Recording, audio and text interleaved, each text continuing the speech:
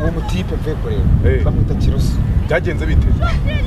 Yasanze mu rugo arambwira ngo imutize umupira n'ingofero n'inkweto. Mubiya nanjye one day nzaguhamagara.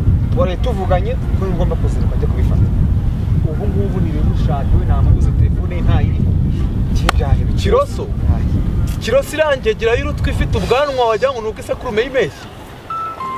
Sheri nawe mutuka. Reka mubwira Sheri iyo ngegera bita Kiroso reka nakubwira urumva. Sinjya nukana imbere y'umukunzi. Aho twahurira sinzi. Urumva ariko reka mbivuge. Ni ingegera y'urutwe rubi. Ahari nanga wamuteje n'akagofero kameze nk'akabanyonzi. N'akamuha kagakwire. Tugende. Gusa njye mubonye uzi ipantaro namuhaye. Namuhaye ipantaro. Akose uriya mutipe abereho gutira se. Mucyokoze. Mufashe. Nta bintu ajya batira se.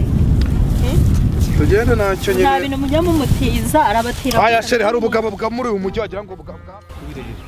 Che buriya nureba. Tirakwe bire nagapfa.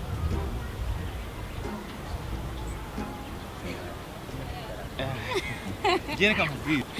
Nta muntu ushobora gukora nta kintu na kimwe. Ukereka Imana yonyine.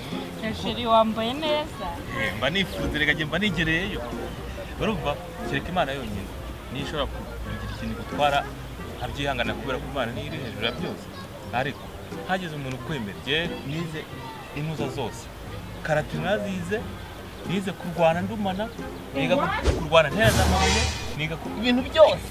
Urumva uwageze nk'umuntu ugukoraho cyaka kureba akakureba akiyo cyaka kureba kugera nkahita mufata nkamurya n'amenyo cyangwa nkamuruma nyama nkayikuraho cyangwa mutera ananesheje namutera n'amabuye. Turarenze wa mbere bebe. Ariko ntabwo yagukoraho ndeba jewe. Sheri nanjye ndakwemera mu buzima. Hariya hose ni mu kwacu. Hose?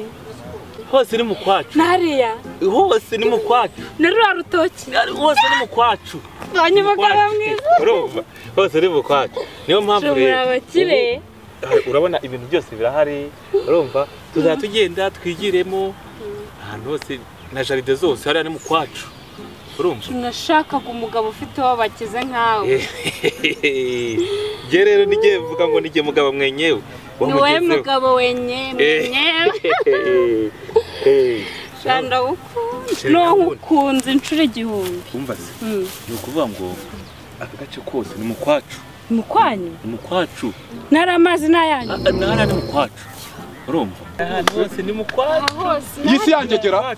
Yisi yangegera. Yisi yangegera wambwiraga. Nuyu nakubwiraga ndire umupira wanjye. Madamu tuza gatoya. Ko musakuza Sheri nibiki? Umva se. Nyina abangaba bano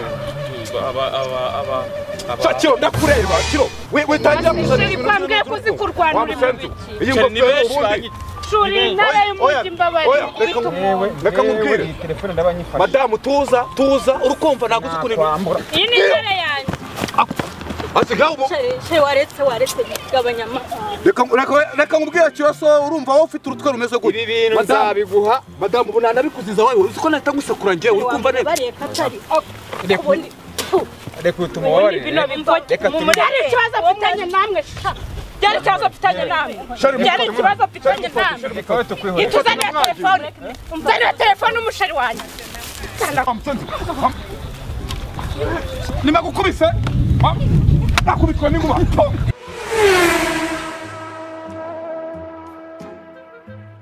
Bimbaye koko nkubitirwe ku byanjye na telefone nari mwatse. Byose umugore we arongera bisubira. Umva uhuye n'urw'abagabo. Mane we. Reka ngende cyangwa ihangane reka twigendere. Komeza urugendo ariko nzamufata. Uzabona ni nzamufata ho yango agomba kuntirura ibyanjye.